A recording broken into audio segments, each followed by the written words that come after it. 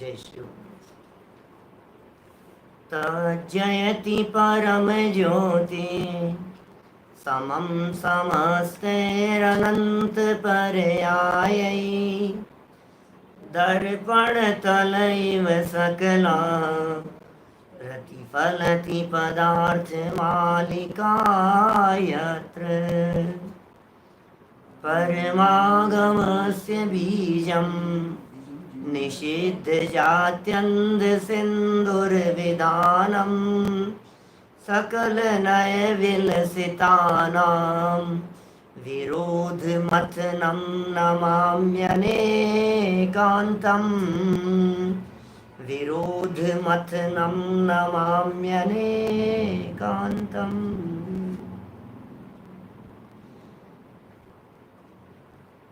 मंगलाचरण की जो दो छंद हम लोग बोलते हैं, पहला और दूसरा छंद, इसके दूसरे छंद में कभी परमागमस्य जीवम बोलते हैं, कभी परमागमस्य बीजम शब्द का प्रयोग करते हैं। दोनों ही शब्द हस्तलिखित प्रतियों के अंदर मिलते हैं पाठांतर से, इसलिए हम जानबूझ करके कभी परमागमस्य बीजम शब्द का प्रयोग करते हैं, कभी परमागमस्य जीवम शब्द का प्रयोग करते हैं। तो आप लोगों को ये विशेष रूप से ख्याल में रहे बात, सावधानी रखने की दृष्टि से मैं बात कह रहा हूँ। जो भी वाक्य दोनों में शब्द कहा जाए, दोनों का भाव ख्याल में आपके आना चाहिए। जब इस दूसरे श्लोक पे व्याख्यान किए थे उस समय भी हमने इस बात को स्पष्ट किया था, लेकिन चूंकि आप पुस्तक देखते हैं ना, तो कभी आपको जीवम दिखता होगा, किसी की पुस्तक में बीजम लिखा हुआ होगा, फिर आपको लगेगा पंडित जी अशुद्ध बोल रहे हैं। तो वो दोनों ही पाठांतर से हैं, इसलिए उस बात की तरफ मैंने आपका आज वापस आप लोगों को ध्यान आकर्षित करवाया है। देखिए, यहाँ जो चर्चा चल रही थी अपनी, कल बहुत मार्मिक चर्चा चली थी अभिरमण और परिरमण के संदर्भ में। अभिरमण का मतलब है व्रत नहीं लिए, अभिरमण का मतलब है संकल्प नहीं लिया, अभिरमण का मतलब है नियम नहीं लिया, हमने नियम नहीं लिया लेकिन पालन कर रहे हैं।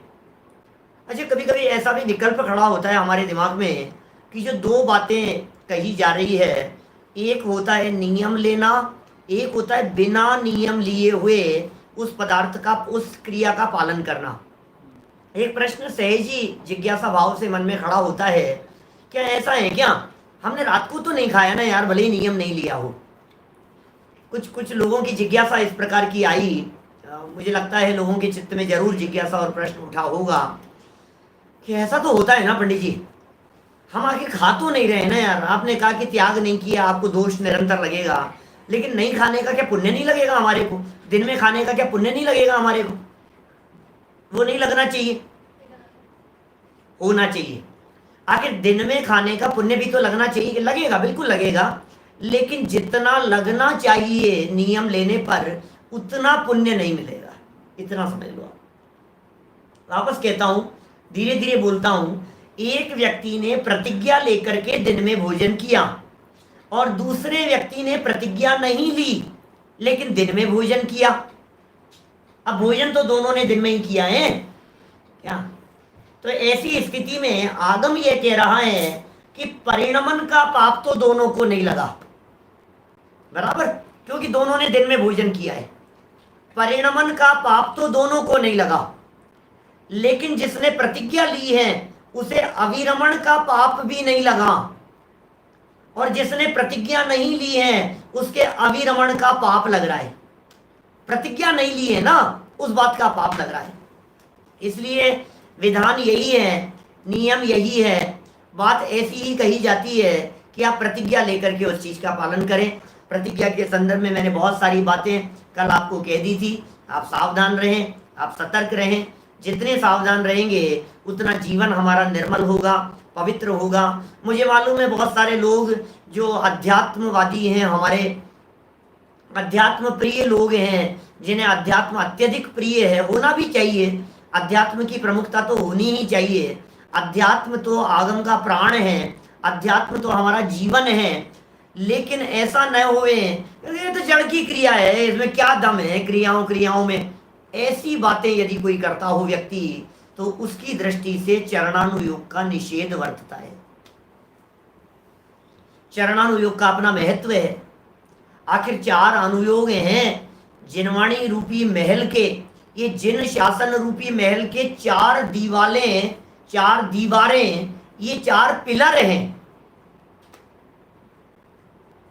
चार में से यदि एक भी दीवार यदि गिर गई, ढह गई, तो वो दीवार नहीं गिरेगी, पूरा महल गिरेगा। पलंग के चार पायों की तरह से है। पलंग के जो चार पाए होते हैं ना, पिलर, अब उनमें से एक गिर गया तो एक ही गिरा है ना, कि नहीं वो पलंग बैठने लायक नहीं है। कुर्सी के चार पाए हैं, एक टूट गया, अब बताओ वो कुर्सी बैठने लायक है कि नहीं है? वो कुर्सी ही बैठने लायक नहीं रही है।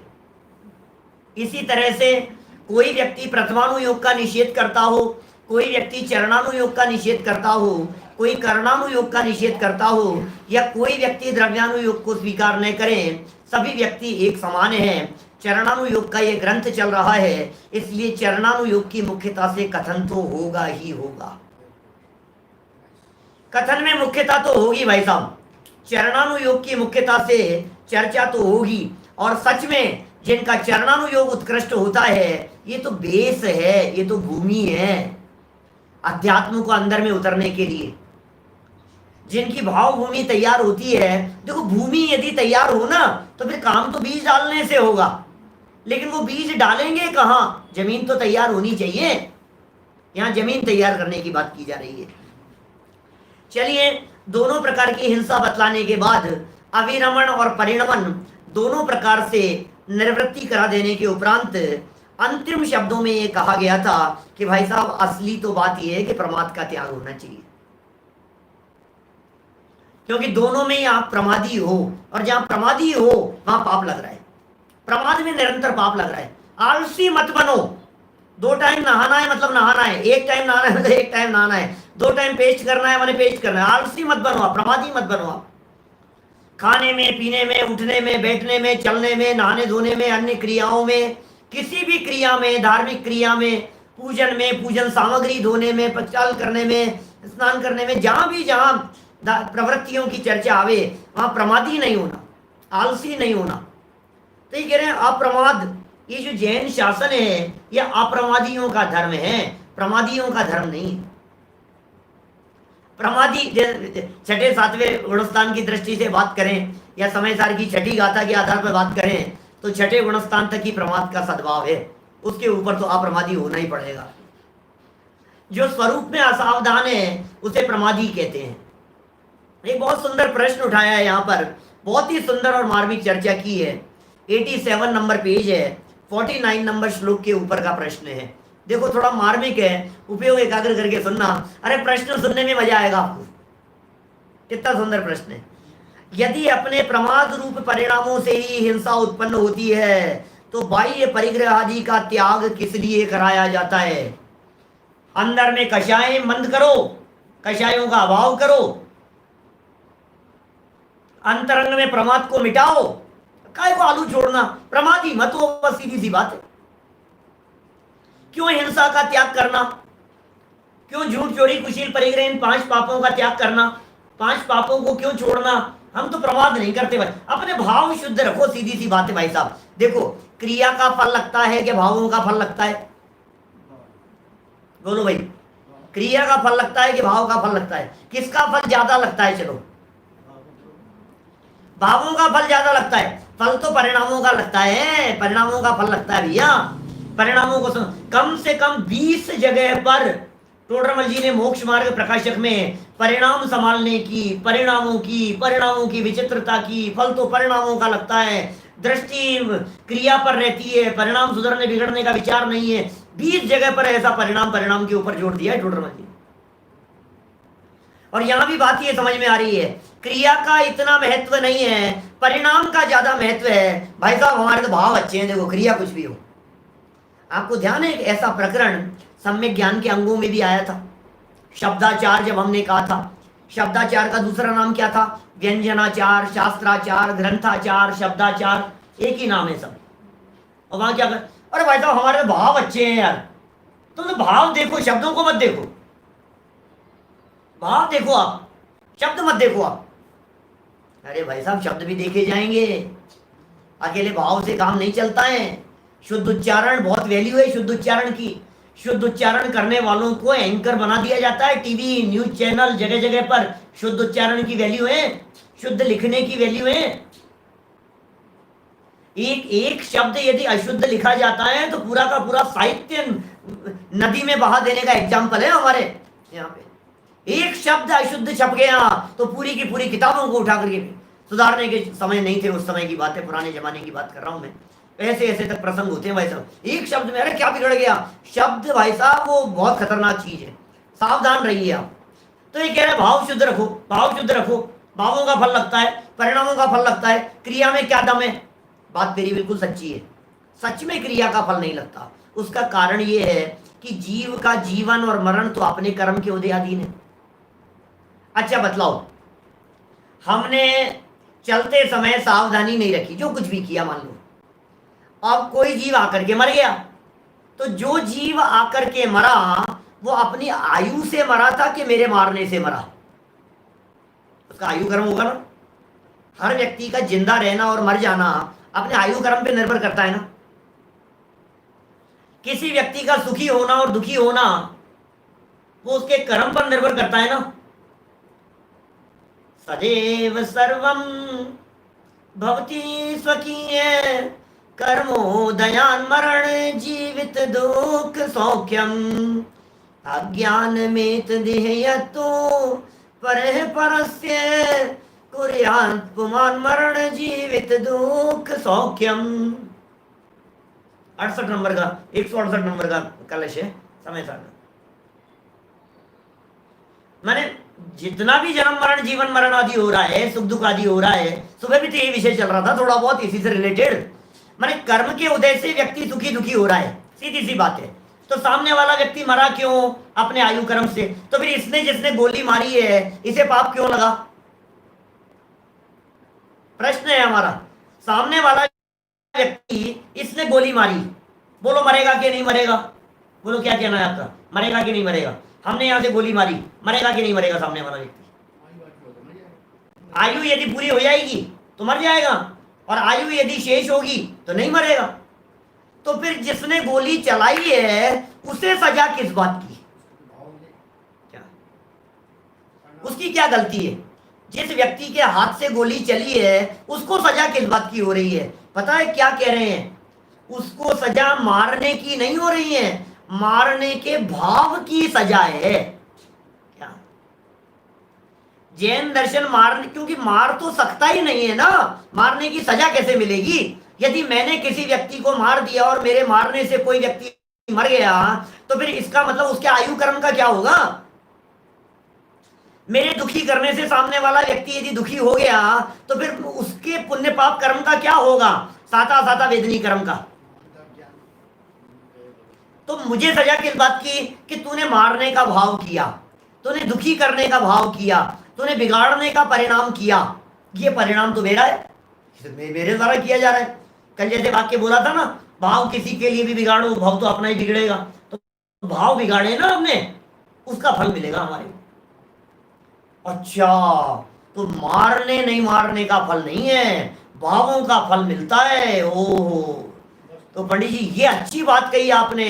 अब एक काम करेंगे, हम तो भाव अच्छे रखेंगे। बाहर में आलू खाओ, चाहे जमीकंद खाओ, चाहे रात्रि भोजन करो, चाहे कुछ भी करो, परिणाम अच्छे रखो। उल्लास भाई क्या भाव अच्छे रखो भैया? आपने तो भाव अच्छे हैं, देखो सबके लिए, सबके प्रति दया भाव है, सबके प्रति करुणा भाव है, सबके प्रति सरलता है। अब कुछ भी खाओ पियो, कुछ भी करो।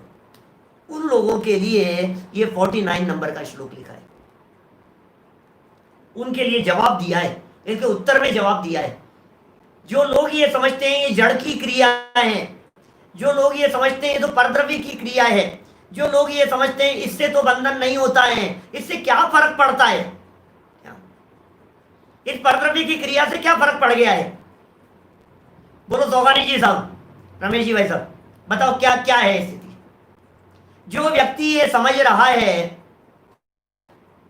कि भाव शुद्ध रखने हैं, क्रिया से क्या फर्क पड़ता है, उस व्यक्ति के लिए ये 49 नंबर का श्लोक है, महत्वपूर्ण श्लोक है। विशेष रूप से जो लोग निश्चयावासी होने की कगार पर खड़े हैं उन लोगों को समझने के लिए श्लोक है। कौन होते हैं निश्चयवासी? सुबह के व्याख्यान में बतलाएंगे 2 महीने बाद। निश्चयवासी कौन होते हैं? निश्चयवासी वे होते हैं जो लोग बाहरी आचरण को उड़ाते हैं और आत्मा को शुद्ध कहते हैं, वे निश्चयवासी है। आत्मा तो खाता पीता ही नहीं है भाई साहब, क्या बात कर रहे हो आप? आत्मा तो खाता ही नहीं है, आत्मा की तो क्या फर्क पड़ता है? बोलो, आत्मा तो कुछ नहीं है, आत्मा को किस बात का है यार? आत्मा तो परद्रव्य को मारता ही नहीं है, पर की हिंसा कर ही नहीं सकता है, जीव मरता ही नहीं है, आप कैसी बात कर रहे हो यार? अच्छा, मैं यदि आलू खाऊंगा, मान लो यदि इस तरह की बात करे कोई व्यक्ति कि हम खा ले सब, तो वो जो जीव हैं वो अपनी आयु से मरेंगे या हमारे मारने से मरेंगे? हाँ, आयु से मरेंगे। तो आयु से मरेंगे, फिर हमें हमारा क्या चक्कर है? बहुत सुंदर जवाब है, याद करना, श्लोक बहुत सुंदर है। सूक्ष्मापि न खलु हिंसा पर वस्तु निबंधना भवति पुंसः हिंसाय तन निवृत्ति परिणाम विशुद्धये तदपि कार्या। क्या? सूक्ष्मापि न खलु हिंसा पर वस्तु निबंधना भवति पुंसः हिंसाय तन निवृत्ति परिणाम विशुद्धये तदपि कार्या। परिणाम विशुद्धये तदपि कार्या, हिंसाय तन निवृत्ति, ये बात कह दी है। अजय जी भाई साहब क्या कह रहे हैं? सोगानी जी देखो क्या कह रहे हैं, हिंसा के कार्यों से निवृत्त हो जाना जरूरी है। बात बिल्कुल सही है आपकी, फल तो परिणामों का लगेगा, लेकिन परिणामों की विशुद्धि के लिए आपकी ये जिम्मेदारी बनती है, आपकी ये जवाबदारी बनती है कि आप हिंसा के कार्यों से भी निवृत्त होवें, हिंसा की प्रवृत्तियों से भी दूर रहें। बिल्कुल सच्ची बात है, पर वस्तु से नहीं होती है, बिल्कुल सच्ची बात है, पर द्रव्य बंध का कारण नहीं है, लेकिन पर द्रव्य बंध का कारण नहीं है इसका मतलब ये नहीं है कि आप दिन भर टीवी के सामने बैठे रहें। पर द्रव्य बंध का कारण नहीं है इसका मतलब ये नहीं है कि आप यद्वा तद्वा प्रवृत्ति करें।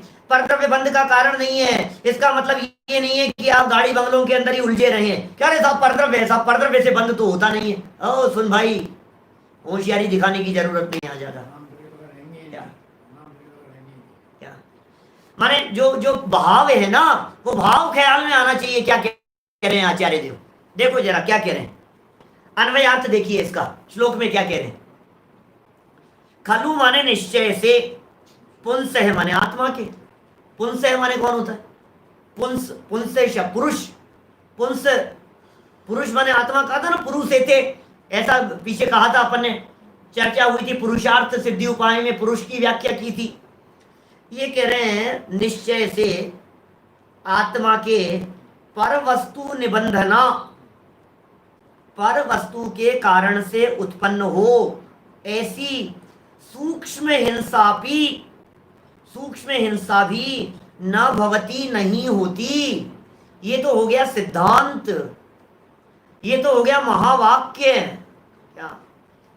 ये तो बहुत गहराई से बात कह दी गई है यहाँ पर। सच्ची बात है, दुनिया में कोई व्यक्ति तुम्हारे को विकारी नहीं करा सकता, दुनिया में कोई व्यक्ति तुम्हारे को पापी नहीं करा सकता, दुनिया का कोई व्यक्ति तुम्हारे परिणामों को बिगड़वा नहीं सकता है, जब तक कि ये जीव स्वयं रागी होकर के विकारी न हुए। स्वयं विकार भाव रूप परिणमन करे तो करे, दुनिया की तो ताकत है नहीं जो इसको विकार भाव रूप परिणमन करा सके। परद्रव्य जबरन विकार तो कराता नहीं है, परद्रव्य कोई जबरन परेशान तो करता नहीं है, ये स्वयं ही पर का अवलंबन लेकर के परेशान होता है। ख्याल में आ रही बात?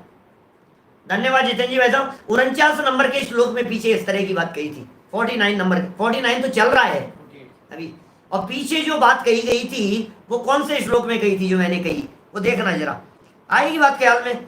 देखो क्या कह रहे हैं, आत्मा के पर वस्तु के कारण से उत्पन्न हो ऐसी सूक्ष्म हिंसा भी नहीं होती, तो फिर क्या करें? तो भी, तदपि माने तो भी, परिणाम विशुद्धये, परिणामों की निर्मलता के लिए हिंसाय तन निवृत्ति, हिंसा के स्थान रूप परिग्रह आदि का त्याग कार्य करना उचित है। भाई साहब हिंसा का त्याग करो, हिंसा के आयतनों का त्याग करो, जिस जगह पर हिंसा होती है उन जगहों का त्याग करो, जिन प्रवृत्तियों में हिंसा होती है उन प्रवृत्तियों का त्याग करो। जिस जगह पर जिन वस्तुओं के सेवन करने में दृश्य जीवों का घात होता हो, स्थावर जीवों का घात होता हो, जिनमें बहुत बहुघात होता हो, अनुपसेव्य हो, नशाकारक हो, हिंसा बढ़ाने वाले हो, 22 प्रकार के अभक्ष्य हो, इन सब चीजों का त्याग करो बुद्धिपूर्वक, ऐसा सिखा रहे हैं यहां पर। आपको अपना जीवन पवित्र बनाना है या नहीं बनाना है? देखो, हिंसायतन निर्वृत्ति परिणामों की निर्मलता हो ही नहीं सकती है। एक व्यक्ति ये बात कहे, अच्छा शराब पीने से दोष लगता है, ठीक है मैं शराब तो नहीं पीऊंगा, लेकिन क्या कहते हैं, शराब के उस जगह पर है, शराब का अड्डा जहां है, ठेका जहां है, जिस जगह पर, वहां जाकर के बैठूंगा, बस पीऊंगा नहीं। बोलो क्या कहना है आपको? पीऊंगा नहीं भाई साहब, मैं बस वहां जाकर के बैठूंगा, मैं भाव शुद्ध रखेंगे, पिएंगे नहीं। अरे भाई सुन, उस जगह का भी निषेध किया गया है। जो स्थान पाप के स्थान हैं, उन पाप के स्थानों का भी त्याग किया जाता है, पाप रूप प्रवृत्ति का त्याग किया जाता है और कराया जाता है। नहीं तो फिर क्या होगा? आप तो भाव शुद्ध रख लो, मुनि बनने की क्या जरूरत है, व्रती होने की क्या जरूरत है, संयमी होने की क्या जरूरत है? कपड़े पहने पहने हम मोक्ष चले जाएंगे? बोलो, हमने कपड़े पहन रखे हैं, मोक्ष जाएंगे कि नहीं जाएंगे? पात्र जरूरी है, पात्रता होनी चाहिए। भावों की विशुद्धि के लिए स्थान, अरे भाई ये व्यक्ति कहता है मैं तो भाव शुद्ध रखूंगा, चाहे दूरदर्शन के लिए सिनेमा हॉल में चले जाओ, चाहे देव दर्शन के लिए मंदिर में चले जाओ।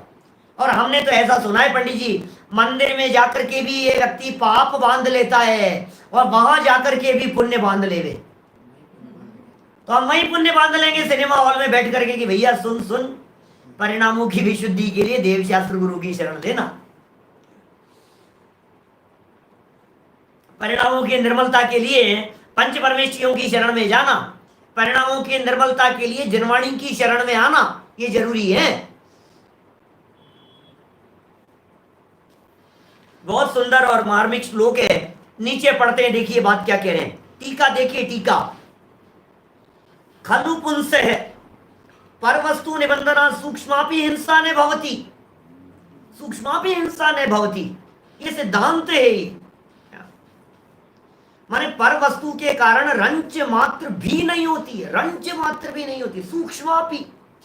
देखो क्या लिखा है, निश्चय से आत्मा के पर वस्तु के कारण से उत्पन्न हो ऐसी रंच मात्र भी हिंसा नहीं होती।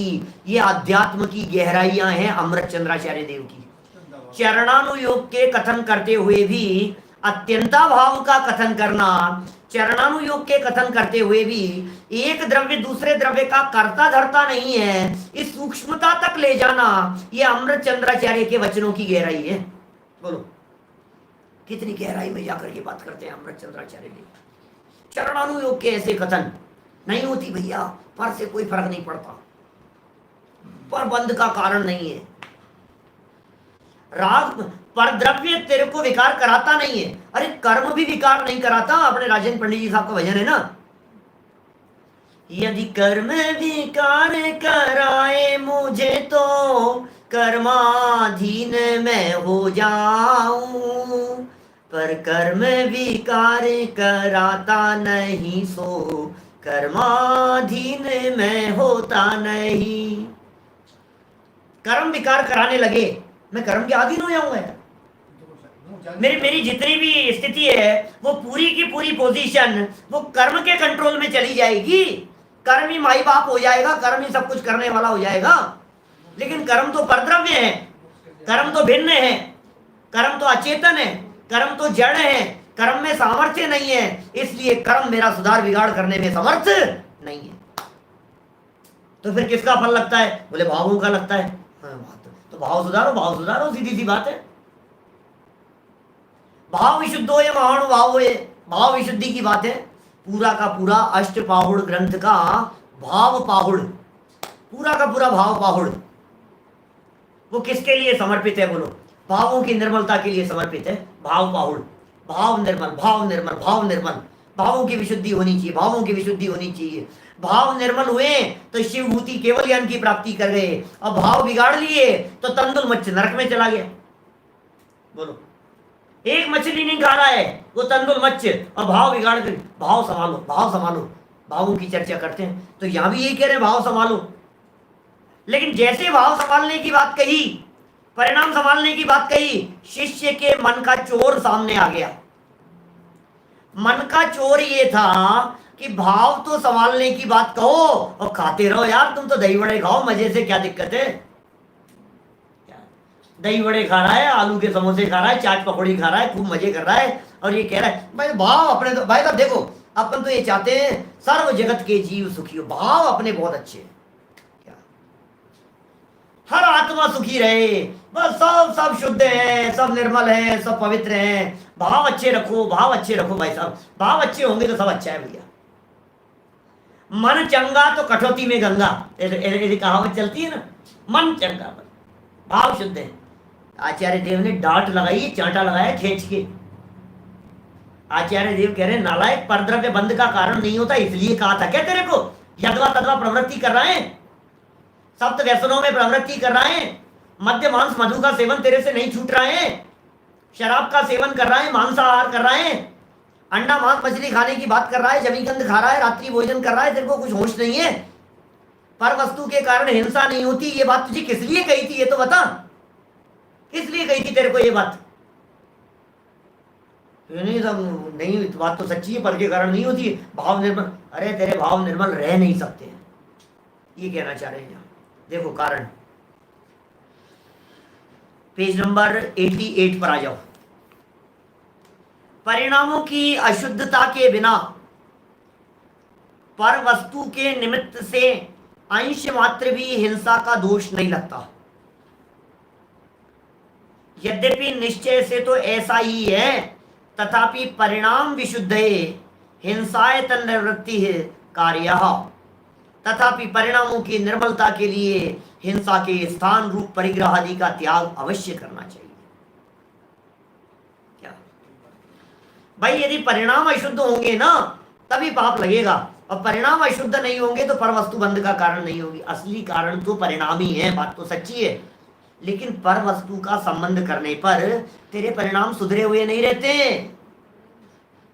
पर वस्तु का संबंध करने पर तेरे परिणाम निर्मल नहीं रहते।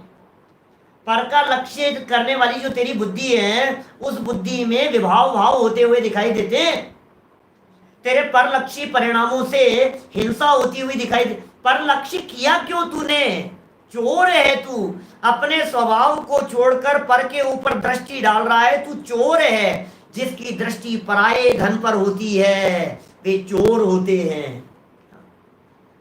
तुम्हारी दृष्टि पर के ऊपर गई क्यों, ये बताओ।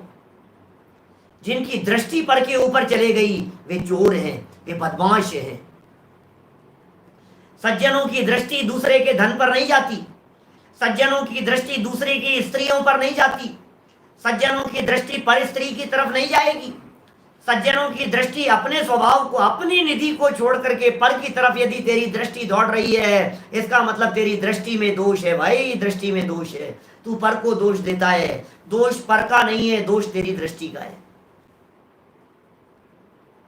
तो फिर दृष्टि सुधार लूं, फिर देखता रहूं, अरे फिर देखता रहूं, फिर कैसी बात कर रहा है?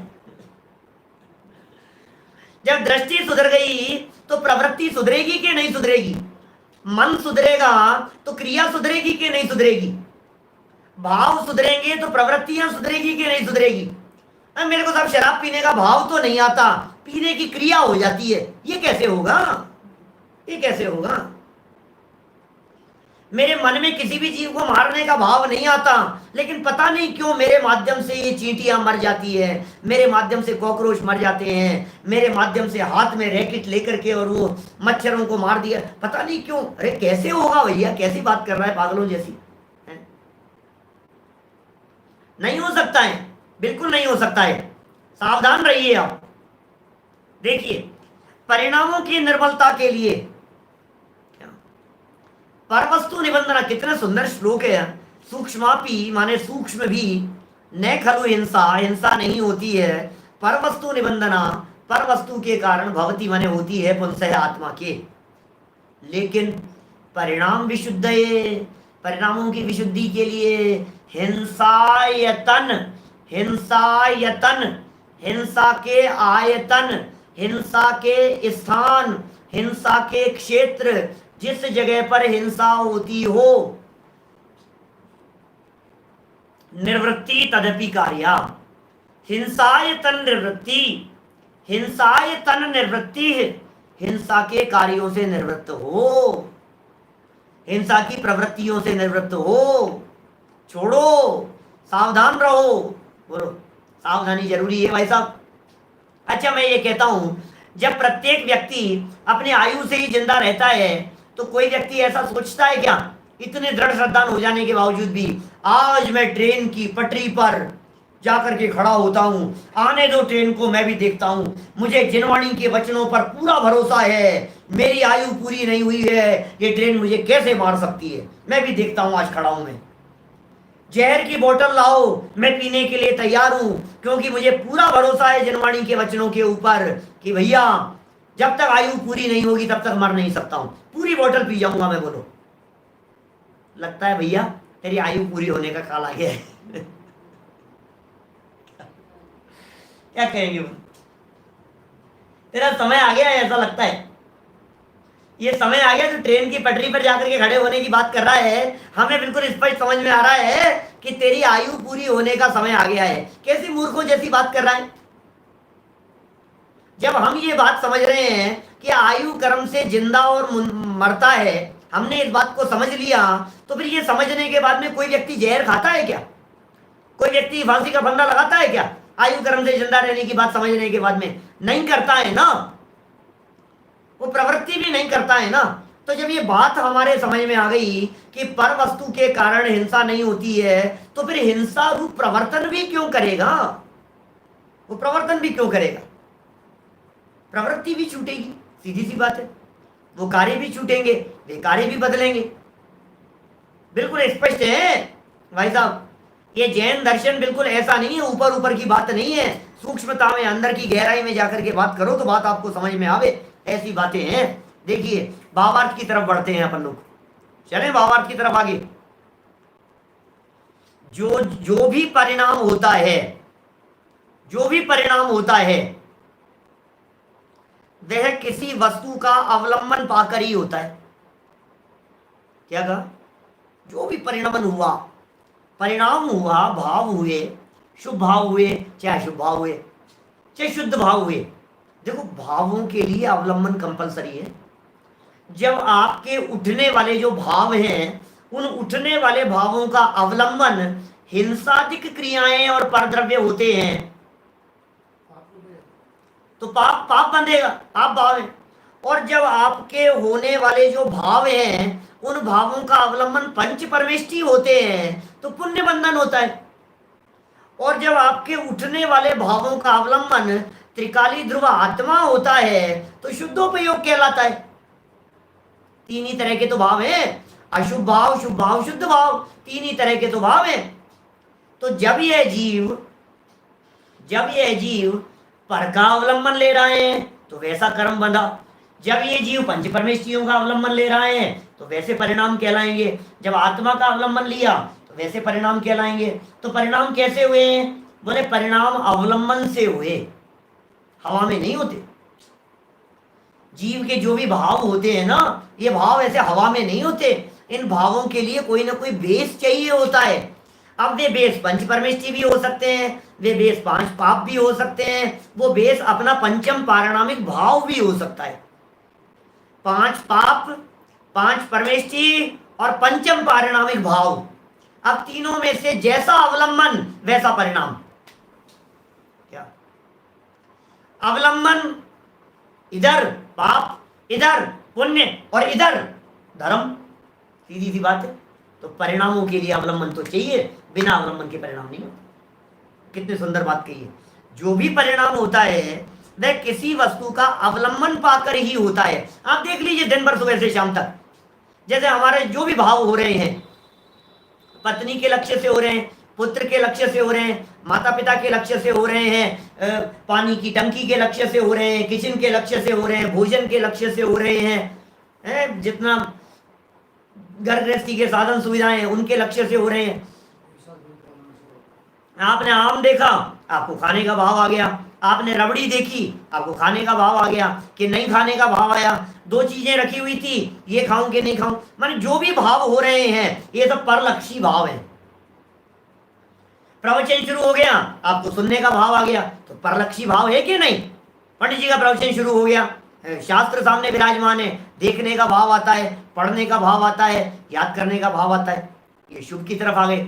अब यहां से हट करके अब हमने हमारे उठने वाले भावों का अवलंबन ले लिया त्रिकाली ध्रुव आत्मा के साथ में। करने योग्य कार्य तो वही है, सर्वोत्कृष्ट कार्य तो वही है, लेकिन जब तक त्रिकाली ध्रुव क्या है भगवान आत्मा का अवलंबन न होवे तब तक के काल में पंच परमेष्टि शरण है। बोलो, अपने ये जो है ना जयचंद जी छावड़ा साहब, जयचंद जी छावड़ा साहब कहते हैं शुद्धा तमरु पंच गुरु जग में शरणों दोए और मोह उदय जी के व्रथा आन कल्पना होए। दो ही शरण है दुनिया में, एक तो अपना घर और एक अपने पिता का घर, क्या तीसरी जगह जाना नहीं। टोडरमल जी ने एग्जाम्पल दिया मोक्ष मार्ग प्रकाशक देव ने, मोक्ष मार्ग प्रकाशक ग्रंथ में बोले सती के दो ही घर हैं, या तो पिता का या पति का। जो पति का घर है वो अपना घर है, और जो पिता का घर है वहां जाने का निषेध नहीं है, वहां जाए लेकिन रहने के लिए नहीं, लौट करके अपने घर में आ जाए। और तीसरी जगह जाए तो बोले आचरण भ्रष्ट कहलाती। माने देखो आप कितना सुंदर कह रहे हैं, भाई तुम्हारे को परिणाम कहां ले जाना, या तो गायक में ले जाओ, अपने घर में रहो, अनंत काल रहो अपने घर में तो बहुत अच्छी बात है, और घर से बाहर निकलो तो कहां आ जाओ कि पंच परमेष्टियों में आ जाओ, जिनवाणी माता की शरण में आ जाओ। ये पिता का घर है, अरिहंत पिताजी मेरे जिनवाणी माता मेरी। अरहंत पिताजी हैं, जिनवाणी माँ है हमारी, माँ की शरण में आ गए। अब तीसरी जगह पर जाने वाली बुद्धि बोले खोटी बुद्धि कहलाती। क्या तो बुद्धि में खोट है फिर वो, यदि दो के अलावा तीसरी जगह पर जाती है तो। आगम वचन है भाई साहब, क्या कहे। देखो अवलंबन पाकर ही होते हैं जो भी परिणाम होते हैं। यदि सुभट की माता के सुभट पुत्र विद्यमान हो, सुभट की माँ है, सुभट माने कौन, योद्धा, बलशाली योद्धा, उस माँ के वो योद्ध पराक्रमी बेटा उत्पन्न हुआ, तब तो ऐसे परिणाम होते हैं कि मैं सुभट को मारूं। सुभट माने कोई क्षत्रिय माता थी और उसके कोई शूरवीर पुत्र था, तो योद्धा कोई हुआ तो उसे ऐसा मन होता है कि उस योद्धा के बेटे को मैं उस योद्धा को मैं मारूंगा। परंतु जो बांझ है और जिसके पुत्र ही नहीं है, तो ऐसे परिणाम कैसे उत्पन्न हो सकते हैं कि मैं वंध्या के पुत्र को मारूं। कोई शूरवीर योद्धा है, वो क्या विचार करता है, जो जिसका जन्म हो गया है, जिसका अस्तित्व है दुनिया में, उसके लक्ष्य से तो परिणाम होते हैं मैं उसे मारूंगा। लेकिन जिसका अस्तित्व ही नहीं, बंध्या पुत्र मतलब समझिए आप, बांझ का बेटा, बांझ बंध्या वो जिसके संतान उत्पत्ति संभव नहीं है, ऐसी स्त्री का नाम है बंध्या, बांझ स्त्री कहलाती है वो। उसका जन्म, वो जन्म नहीं दे सकती किसी बालक को, तो हमने कहा कि ये बांझ का बेटा है। ये कैसे पॉसिबल है भाई साहब, असंभव है ये बात तो, ये बात तो संभव ही नहीं है, ऐसा तो हो ही नहीं सकता है। तो उसके लक्ष्य से हमारे परिणाम बिगड़ेंगे कि नहीं बिगड़ेंगे बोलो। कि मैं चलते चलते ठोकर खा गया, कि क्यों ठोकर खा गया, कि अचानक मेरे को बांझ का बेटा दिख गया, पागल बना रहा है क्या, हमें मिले क्या आज बेवकूफ बनाने के लिए। माने ये भाव ये आचार्य देव सिद्ध करना चाह रहे हैं यहाँ, पंडित टोडरमल जी साहब कह रहे हैं कि जो तेरे भाव बिगड़े, जो तुझे मारने का भाव आया, जो तुझे बचाने का भाव आया, तो व्यक्ति देख करके आया ना। अब कोई अवलंबन ही नहीं हो और कोई भाव आ जाए, ये नहीं हो सकता। बिना अवलंबन के भाव नहीं होते। देखिए इसलिए यदि बाह्य परिग्रह आदि का निमित्त हो, क्या कह रहे हैं भाई साहब, गजब गजब की बातें हैं। इसलिए यदि बाह्य परिग्रहादिक का निमित्त हो तब तो उनका अवलंबन पाकर कषाय रूप परिणाम होते हैं, परंतु यदि परिग्रहादिक का त्याग कर दिया हो तब निमित्त के बिना, अवलंबन के बिना किस तरह परिणाम उत्पन्न हो। अब विकारी भाव कैसे होंगे, अवलंबन ही नहीं है। जिस व्यक्ति को पर का अवलंबन नहीं है उस व्यक्ति को भाव किस तरह से बिगड़ेंगे, भाव तो अवलंबन से बिगड़ते हैं। इसलिए हम क्या करें बोलो भाई, सीधी देखो, अवलंबन लेने की बात कर रहे हैं यहाँ, पर वस्तु के होने पर भी ज्ञानियों के भाव नहीं बिगड़ते। अभी वो बात नहीं लगाना, क्योंकि उनमें इतनी दृढ़ता है, इतनी पावर है उनके पास में। सम्यक दृष्टि ज्ञानी जीव घर गृहस्थी के बीच में रहता हुआ भी उनसे अलिप्त रहता है, उसका जीवन कुछ अलग तरह का है, अंदर से श्रद्धा उसकी बदल चुकी है, अंदर से वो बहुत पावरफुल और स्ट्रांग हो चुका है सम्यक दृष्टि ज्ञानी जीव। और जो कमजोर व्यक्ति होते हैं ना, वो तो थोड़ा सा देखते ही मन ललचा जाता है उनका, थोड़ा सा देखते ही भाव बिगड़ जाते हैं उनके। ये कमजोर चित्त वालों की स्थिति है ऐसी। पिताजी साहब बेटे के सामने कई बार कहते हैं इस तरह की बात, बेटा ताले जो होते हैं ये ताले सज्जनों के लिए लगाए जाते हैं, चोरों के लिए ताले नहीं लगाए जाते, चोरी चोरों से बचाने के लिए।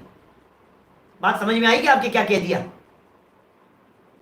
चोर आएगा तो वो ताले से क्या करेगा, वो तो ताला तोड़ के चोरी करके ले जाएगा। ताला खुला हुआ देख करके सज्जन व्यक्ति के परिणाम चोरी करने के नहीं हो जाए, इसलिए ताला लगाया जाता है।